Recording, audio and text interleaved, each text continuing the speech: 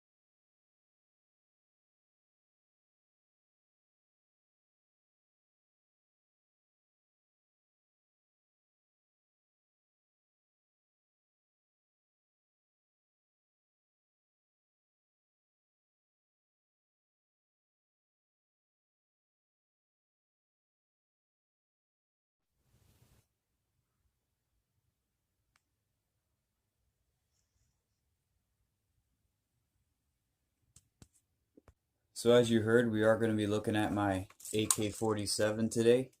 It's from Cybergun. It is an airsoft gun. It shoots 6mm plastic BBs. Yeah, AEG, there's battery held in the buttstock. You would just unscrew the metal butt plate. This is actually the first gun I actually ever got a little over 5 years ago for my birthday. I did get it second hand. I believe it came with a orange tip originally, but the former owner removed that for me. Thank you. It is built with an all metal and real wood design. It's very nice. It's pretty heavy. It's around 9 pounds. So you do want to put a sling on it if you're going to go into an airsoft game with it. It does have sling mounts, one at the back, one at the front here. Even the magazines are all metal construction, and it does come with 2, but I have 5. And to take the magazine out, you have a little lever right here in front of the trigger guard, and you would push that and rock the magazine forward, and the BBs fall out. And this is what they call a rock and lock design. So you would just rock and lock, and boom, it's in. So I do have 2 different styles of magazine for this AK. The one has a hopper you can fill. I'm spilling BBs everywhere here. I think it holds around 300, and you would wind this gear on the bottom to fill up your track, I guess, and I think that holds around 60. But I guess theoretically you can just keep shooting and winding, and you can have like a big drum basically. The other one doesn't have that at all. Doesn't have a hopper. You just push the BBs into the hole there, and I could fit about 60 in there before it gets difficult. So that's what I keep it at. The AK-47 from my cybergun here. It shoots at 487 feet per second, and that's stated on the box. It's a pretty random number. It's also a pretty powerful number for an airsoft gun. I don't know about where you guys are, but where I am in Ontario, Canada, you're not allowed to use airsoft guns that powerful in airsoft games, especially indoor ones. I'm not too sure about the outdoor ones, to be honest. But yeah, I did hear and know of a place where I can get 6mm aluminum BBs, and that would be nice. So they did make this AK field strippable. I'll show you how to do that. It's not much to it. You can take this back cover off by pushing in this back button and lifting. And you can take your spring out like so. You could also remove what would be your bolt.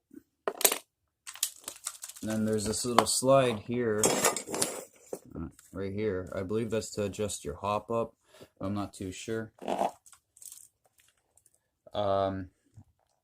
You could even take it down more if you really wanted to, by undoing all the little screws in here and removing all the pieces. You could take your foregrip off, your foregrip here, your stock, but I don't know why you'd want to. That's one thing I was disappointed with the new Crossman AK, is that it's not field strippable. Like their DPMS, you can take apart the upper from the lower. It's almost like it's a real AR. With the AK, nothing. You can't even take off the back cover. I mean, you're replicating the AK-47 here. It's the most widely recognized gun in the world. It's the most widely distributed gun in the world.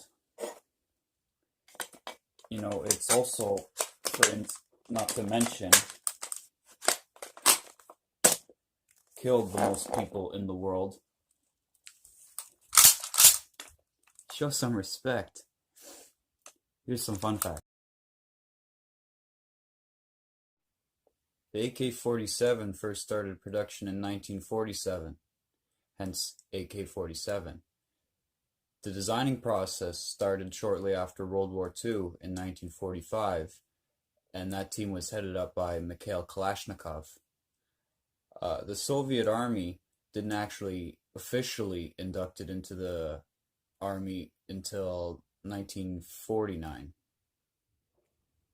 A lot of people think Mikhail Kalashnikov just copied the German Sturmgewehr 44, aka the STG-44. Which he kind of did.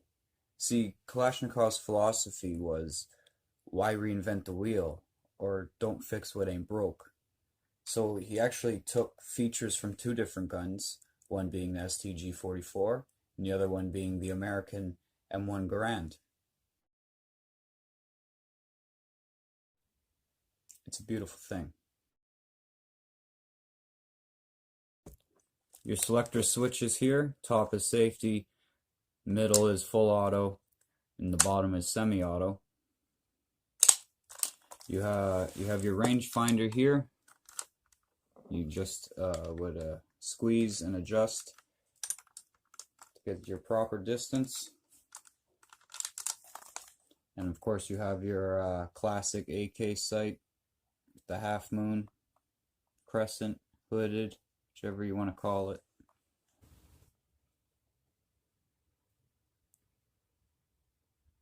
I don't know about you guys, but I get a warm fuzzy feeling when I look through the sights of an AK. So yeah, I am a left-handed shot, for those of you who notice. Pretty rare. It's actually kind of embarrassing. I'm right-handed and everything else. I'm only left-handed in shooting because I can only close my right eye by itself. Hey guys, so I forgot to mention, it also comes with this accessory rail. It's that is slightly raised. You can just mount that on top of here. You'd have to remove your rangefinder. And you could put whatever scope or pretty much whatever sight you want on there. So guys, that's my AK-47 from Cybergun. Sorry I didn't get to shoot it for you guys. I just really wasn't able to. Not that I didn't want to, trust me. Some other time, definitely. I'll put this in action for you.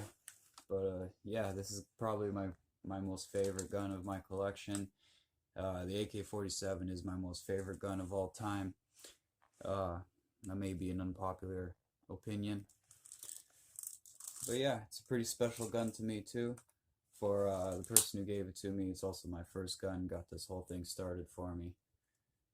But yeah, if you like the AK-47, give the video a like. And if you want to see what gun I'm going to show you next, give me a subscribe. This is Shooter Drew from up north saying, peace out, eh?